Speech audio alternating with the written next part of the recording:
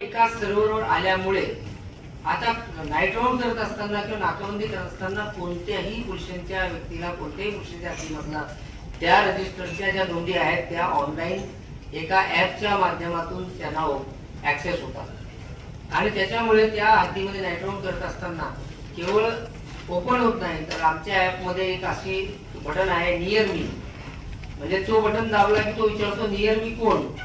जर तुम्ही सांगितलं गडबडी करणारा आरोपी तर ते गडबडी करणारे त्या 2 किलोमीटर 3 किलोमीटर एरियाचं आपण डिफाईन करू, त्याच्यामध्ये किती लोक राहतात त्यांचे त्याच्यामध्ये पॉपअप्स येतात आणि मग त्याला आपल्याला चेक करायचं असतं. त्याला क्लिक केला तर गुगल मॅपद्वारे त्याच्या घरापर्यंत त्या नाईट राऊंड अधिकाऱ्याला घेऊन जाता येतं.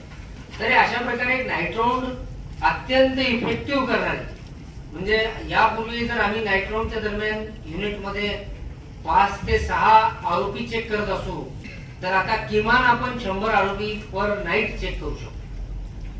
50, 60, 70 आरोपी, निश्चितपणे 50 आरोपी आपल्या पोलीस स्टेशनला 50 आरोपी पर्यंत हा आकडा निश्चितपणे जाऊ शकतो आणि त्याच्यामुळे गुन्हेगार लोकांवर याचा खूप चांगला एक वचक निर्माण झालेला आहे.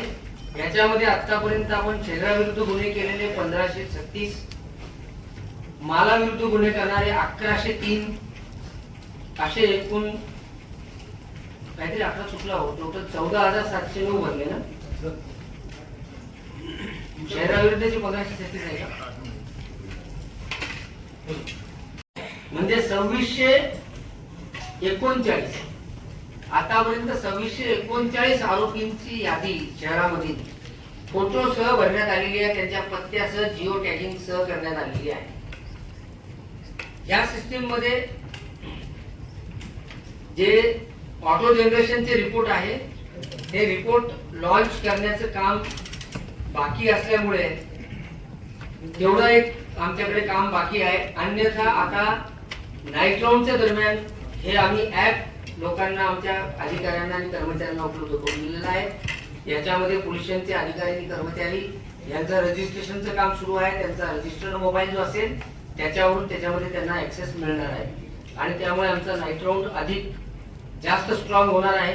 नाकाबंदी दरम्यान एखादं नाव टाकलं तर त्याचं काही क्रिमिनल रेकॉर्ड आपल्या शहरामध्ये आहे का ते आम्हाला त्वरित दिसणार आहे. त्यामुळे ही क्रिमिनल मॉनिटरिंग इंटेलिजन्स सिस्टीम ही देखील जनतेला सुरक्षा पुरवत असताना एक इफेक्टिव्ह पोलिसिंगच्या माध्यमातून आम्ही लोकांचा याच्यामध्ये कॉन्फिडन्स निश्चितपणे वृद्धिंगत करू. कमांड अँड कंट्रोल सेंटर बद्दल आपण आपल्या विविध मागच्या प्रेस कॉन्फरन्स मध्ये आपण चर्चा केलेली आहे. कमांड अँड कंट्रोल सेंटरच्या माध्यमातून एकूण 700 कॅमेरे आपण उभारलेले होते. मी चार्ज घेण्याच्या आधीच ही पूर्तता झालेली होती.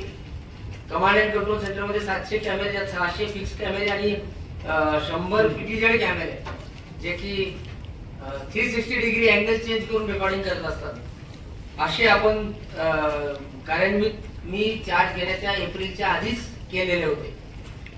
त्यानंतर एप्रिलमध्ये चार्ज घेतल्यानंतर ऑटो नंबर प्लेट रिकॉग्नायझिंग कॅमेरे, जे मोटर वाहनावरचे नंबर प्लेट आहे त्याचे रिकॉग्नाइज करणारे कॅमेरे 86 आपण आतापर्यंत इन्स्टॉल केलेले आहे आणि त्याचं काम सुरू झालेलं आहे.